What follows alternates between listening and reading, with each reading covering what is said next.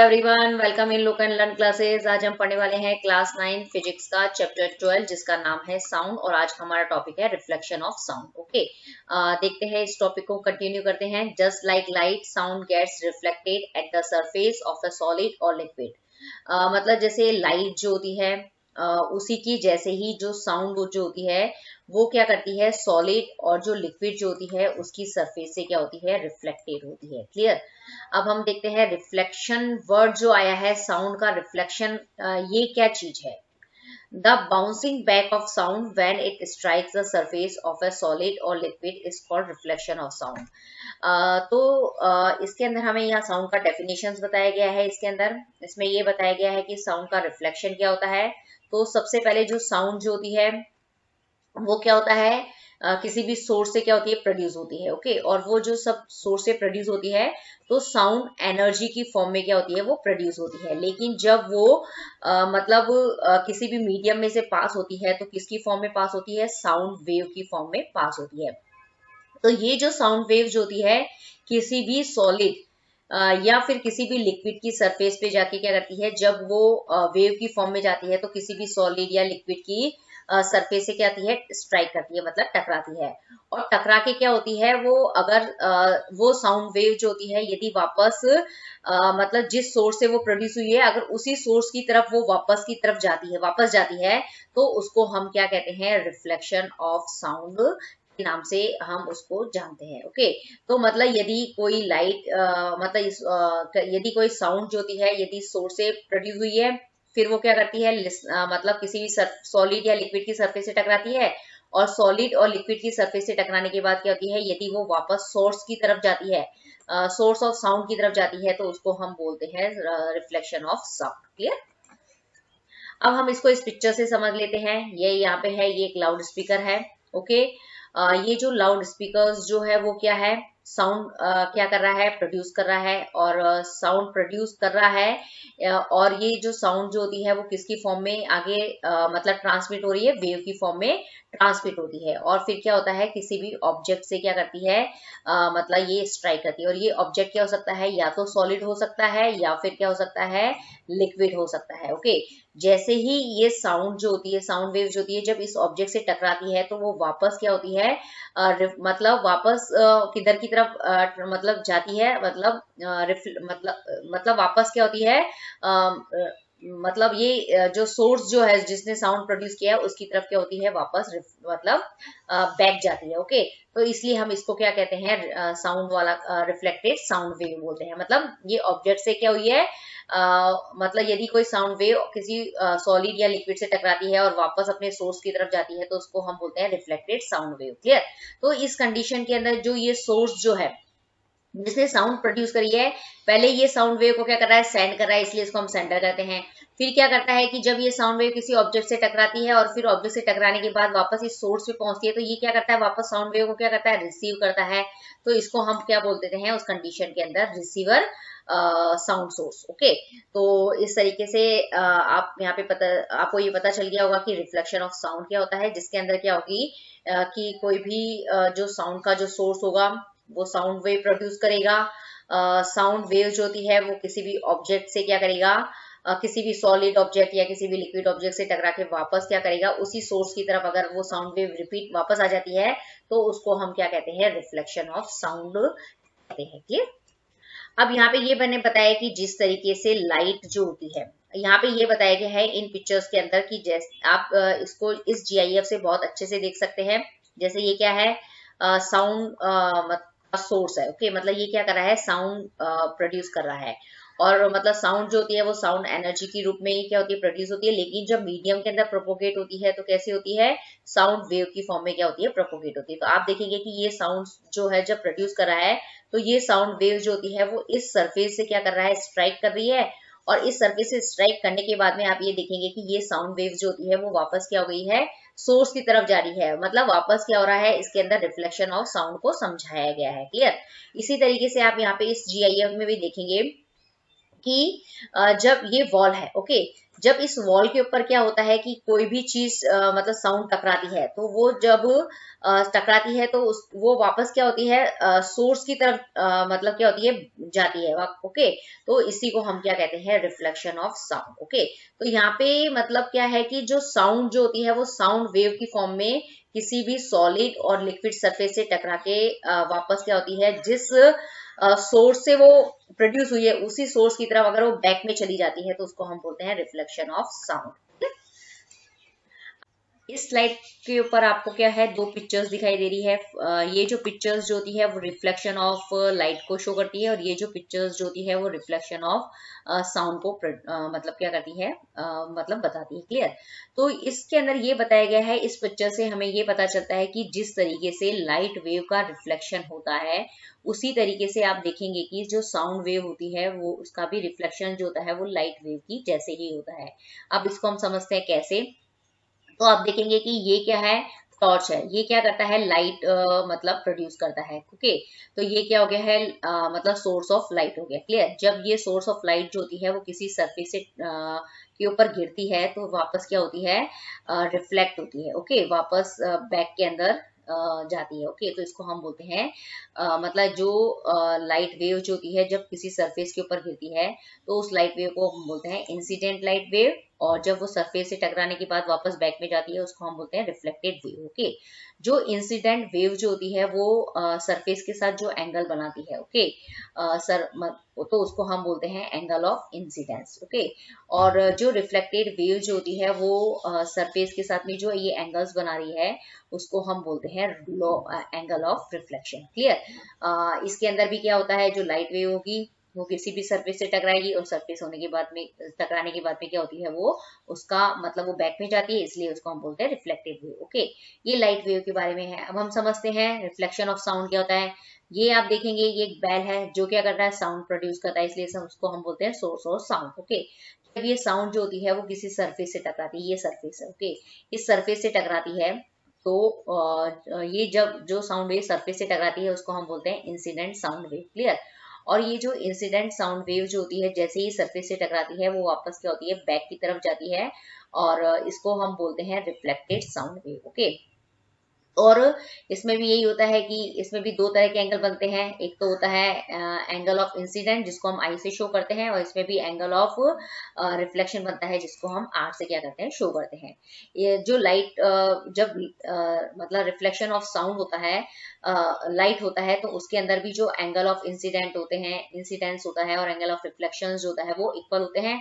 उसी तरीके से जब साउंड वेव का रिफ्लेक्शन होता है उसके अंदर भी यही होता है कि जो एंगल ऑफ इंसिडेंस है और एंगल ऑफ रिफ्लेक्शन जो होते हैं उन दोनों की वैल्यू जो होती है वो बराबर होती है। ओके, तो इसके अंदर ये मतलब हमें बताया गया है कि इसके अंदर की जो मतलब जिस तरीके से लाइट वेव का रिफ्लेक्शन होता है उसी तरीके से जो साउंड वेव जो होती है उसका भी रिफ्लेक्शन वैसा ही होता है। उसके अंदर भी इंसिडेंट वेव बनती है, लाइट वेव मतलब जब लाइट का रिफ्लेक्शन होता है तो उसके अंदर भी इंसिडेंट वेव बनती है और रिफ्लेक्टेड वेव बनती है। और इसी तरीके से जब साउंड वेव का रिफ्लेक्शन होता है तो उसके अंदर भी इंसिडेंट साउंड वेव बनेगी और रिफ्लेक्टेड साउंड वेव बनेगी। उसके अंदर भी क्या होते हैं, एंगल ऑफ इंसिडेंस बनता है और एंगल ऑफ रिफ्लेक्शन होता है। उसी तरीके से जो साउंड वेव का रिफ्लेक्शन होता है तो उसके अंदर भी एंगल ऑफ इंसिडेंस और एंगल ऑफ रिफ्लेक्शंस बनते हैं, जो दोनों एक दूसरे के क्या होते हैं, इक्वल होते हैं। क्लियर? तो इस तरीके से हम कह सकते हैं कि जो लाइट वेव जो होती है उसका रिफ्लेक्शन और जो साउंड वेव का रिफ्लेक्शन जो होता है वो एक जैसा होता है। क्लियर? अब यहाँ पे बताया गया है कि जब साउंड वेव का रिफ्लेक्शन हो रहा है तो उसके अंदर जो सरफेस, जिस सरफेस से उनका रिफ्लेक्शन होता है वो मतलब उसके सरफेस के ऊपर डिपेंड करता है उनका रिफ्लेक्शन। तो अब हम देखते हैं कि हार्ड सरफेसेस जैसे लाइक माउंटेन है, वॉल है, मेटल्स है, are good reflector of sound, while soft surfaces like growth, paper etcetera bad reflector of sound. मतलब क्या होता है कि जो साउंड जो होती है मतलब उसका जो रिफ्लेक्शन जो होता है वो सरफेस के ऊपर डिपेंड करता है। क्लियर? यदि हार्ड सरफेस होती है तो जो साउंड का रिफ्लेक्शन जो होता है वो बहुत ज्यादा होता है। ओके, और यदि यही साउंड वेव जो होती है यदि सॉफ्ट सरफेस से टकराए, सॉफ्ट सरफेस मतलब कोई कपड़ा है, पेपर है, इनसे टकराएगी तो वो साउंड जो होगी वो रिफ्लेक्ट नहीं होगी। ओके, रिफ्लेक्ट होने का मतलब होता है कि वो हमें सुनाई नहीं देगी, ओके। मतलब वो क्या कर लेगी, साउंड को क्या कर लेगी, एब्जॉर्ब कर लेगी, ओके। तो जो साउंड का जो रिफ्लेक्शन जो होता है वो सरफेस के ऊपर डिपेंड करता है कि वो सरफेस हार्ड है या सॉफ्ट है। यदि हार्ड सरफेस है तो वो साउंड का रिफ्लेक्शन जो होगा बहुत अच्छा होगा। यदि सॉफ्ट सरफेस है तो साउंड का रिफ्लेक्शन नहीं होगा, बल्कि वहां पे साउंड का क्या हो जाएगा, एब्जॉर्प्शन हो जाएगा, क्लियर।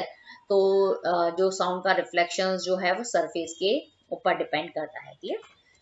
अब यहाँ पे बताया गया है कि ये जो मतलब जो साउंड वेव जो होती है उसका मतलब क्या होता है, जब वो किसी सरफेस से टकराएगी तो उसका रिफ्लेक्शन हो सकता है, उसका एब्जॉर्प्शन हो सकता है, या फिर उसका डिफ्यूजन हो सकता है।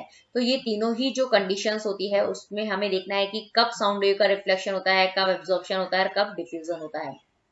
तो इसको हम देखते हैं कि साउंड वेव का रिफ्लेक्शन कब होता है। Sound is bounced of a surface, this actually occurs to flat rigid surface like concrete or brick walls. The sound bouncing back of the surface create an echo. मतलब इसके अंदर क्या होगा कि जब भी साउंड वेव क्या होगी, किसी भी जैसे माउंटेन है, कोई पत्थर से बनी हुई ब्रिक वॉल है, जैसे ब्रिक से बनी हुई है, कंक्रीट से बनी हुई वॉल है, अगर इनसे टकराती है, किसी भी मेटल से टकराती है, तो उस कंडीशन के अंदर जितनी भी साउंड जो होती है वो क्या करती है, अगर ऐसी सरफेस, ऐसी हार्ड सरफेस से टकराती है, ओके, तो उसके अंदर क्या होता है कि जो साउंड जो होती है वो उस सरफेस से क्या होती है, पूरी की पूरी क्या होती है, रिफ्लेक्ट हो जाती है, और उस कंडीशन के क्या अंदर क्या बनता है, इको बनता है, ओके।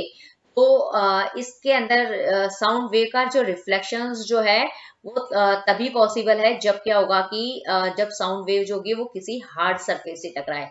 और वो हार्ड सरफेस क्या हो सकती है, कंक्रीट से बनी हुई वॉल्स हो सकती है, ब्रिक वॉल हो सकती है, मेटल हो सकता है, माउंटेन हो सकता है, और इस कंडीशन के अंदर क्या बनता है, इको फॉर्म होता है, इको, ओके। अब दूसरी कंडीशन है कि साउंड वेव का एब्जॉर्प्शन कब होता है। When a sound wave hit the surface, the kinetic energy is converted into the small amount of heat energy which dissipate causing into decaying faster. Soft materials like glucose, foam, rubber are absorbent. Okay, तो इसके अंदर सिर्फ आपको ये करना है कि मतलब जब भी साउंड वेव जो होती है वो किससे टकराएगी, किसी भी रबर से टकराए, किसी भी फॉर्म से, या क्लॉथ हो गया, कोई भी मतलब क्या हो गया, मतलब ऐसा सॉफ्ट मटेरियल हो गया जिसकी सरफेस क्या होगी, सॉफ्ट होगी, और उससे जब सॉफ्ट मतलब सॉफ्ट सरफेस वाले किसी भी मटेरियल से जब वो टकराएगी ना, तो सारी की जो सारी साउंड वेव जो होती है वो क्या हो जाती है, मतलब एब्जॉर्ब हो जाती है उस कंडीशन के अंदर, ओके। तो आप इस पिक्चर्स के अंदर भी देखेंगे कि अगर ये वाली जो सरफेस है वो कैसी सरफेस है, सॉफ्ट सरफेस है, ओके। सॉफ्ट सरफेस मतलब ये सॉफ्ट सरफेस किसकी बनी हो सकती है, रबर की बनी हो सकती है, फॉर्म की बनी हुई हो सकती है, कोई भी कपड़ा हो सकता है। तो उसके ऊपर जब साउंड वेव गिरती है ना, तो वो मतलब उसी के अंदर क्या हो जाती है, एब्जॉर्ब हो जाती है। उसका ये जो लाइट लाइन ये शो करी कि इस कंडीशन के अंदर साउंड वेव का रिफ्लेक्शन जो है वो नहीं हुआ है, ओके। मतलब साउंड वेव जो होती है वो सॉफ्ट सरफेस के अंदर क्या होती है, एब्जॉर्ब हो जाती है, ओके। तो हमें वो आवाज जो होती है वो सुनाई नहीं देती। इस कंडीशन के अंदर जो होता है वो इको का फॉर्मेशन नहीं होता है, ओके। अब ये जो रिफ्लेक्शन वाली कंडीशन थी, तो ये सरफेस जो है वो क्या है, हार्ड सरफेस है, ओके। तो इस कंडीशन के अंदर क्या होता है कि इस कंडीशन में ये जब मतलब जो साउंड वेव जो होती है वो हार्ड सरफेस से टकराती है, और हार्ड सरफेस से टकराने के बाद क्या हो जाती है, मतलब बाउंसिंग बैक हो जाता है, मतलब वापस सोर्स की तरफ चली जाती है, ओके। तो इस कंडीशन के अंदर क्या होता है कि साउंड वेव जो होती है उसका रिफ्लेक्शन होता है और इको का फॉर्मेशन होता है, ओके। अब जो तीसरी कंडीशन है डिफ्यूजन, डिफ्यूजन क्या होता है साउंड वेव का, when a sound wave hit an irregular surface, the vibration breaks up and travel along many much smaller paths. This divide the energy of the wave, sending it in many different directions, which depletes in energy faster. इस condition के अंदर क्या होगा, जो sound wave जो होती है वो इरेगुलर सरफेस से टकराती है। इरेगुलर सरफेस क्या होती है, जैसे उबड़ खाबड़ ये जो सरफेस होती है ना, जो मतलब स्मूथ नहीं होती है, उसको हम बोलते हैं रफ सरफेस, ओके। इस कंडीशन के अंदर जब साउंड वेव टकराती है, ये साउंड वेव आप देख रहे हैं टकरा रही है, तो टकराने के बाद क्या होता है कि जब ये सरफेस जो है वो इरेगुलर है, मतलब रफ है, तो उस कंडीशन के अंदर क्या होगा कि साइन वेव का क्या होता है, वाइब्रेशन जो होता है ब्रेक हो जाता है, और ब्रेक होने के कारण क्या होती है, ये जो मतलब साउंड वेव जो होती है अलग अलग डायरेक्शन के अंदर क्या होती है, मतलब डिवाइड हो जाती है, ओके। तो उस कंडीशन के अंदर क्या होता है कि जो एनर्जी जो होती है वो मतलब और इस कंडीशन में क्या होता है कि जो साउंड वेव जो होती है वो डायरेक्शन के अंदर क्या हो जाती है, मतलब स्प्रेड हो जाती है, फैल जाती है। तो इसके कारण जो साउंड एनर्जी, मतलब जो एनर्जी होती है साउंड वेव की, वो भी अलग अलग डायरेक्शन के अंदर क्या हो जाती है, मतलब चली जाती है। तो मतलब साउंड वेव जब किसी इरेगुलर सरफेस पे टकराएगी और वो अलग अलग डायरेक्शन, टकराने के बाद अगर अलग अलग डायरेक्शन के अंदर क्या होती है, अगर मूव कर जाती है वो वेव, तो उस कंडीशन को हम बोलते हैं साउंड वेव का डिफ्यूजन होना। तो आपने यहाँ पे देखा कि जो साउंड वेव का रिफ्लेक्शन होना, साउंड वेव का एब्जॉर्प्शन होना और साउंड वेव का डिफ्यूजन होना, ये तीनों किस चीजों के ऊपर डिपेंड है, मतलब सरफेस, जिस सरफेस से वो टकराती है ना उस सरफेस के ऊपर डिपेंड है। यदि हार्ड सरफेस है तो क्या होगा, रिफ्लेक्शन होगा। यदि वो सॉफ्ट सरफेस से टकराती है तो एब्जॉर्प्शन होगा। यदि वो इरेगुलर सरफेस से टकराती है तो क्या होगा, साउंड वेव का डिफ्यूजन होगा। ओके, तो यहाँ पे मतलब हमने ये समझा है कि जो साउंड वेव होती है उसका रिफ्लेक्शन भी होता है, एब्जॉर्प्शन भी होता है और डिफ्यूजन भी होता है। क्लियर?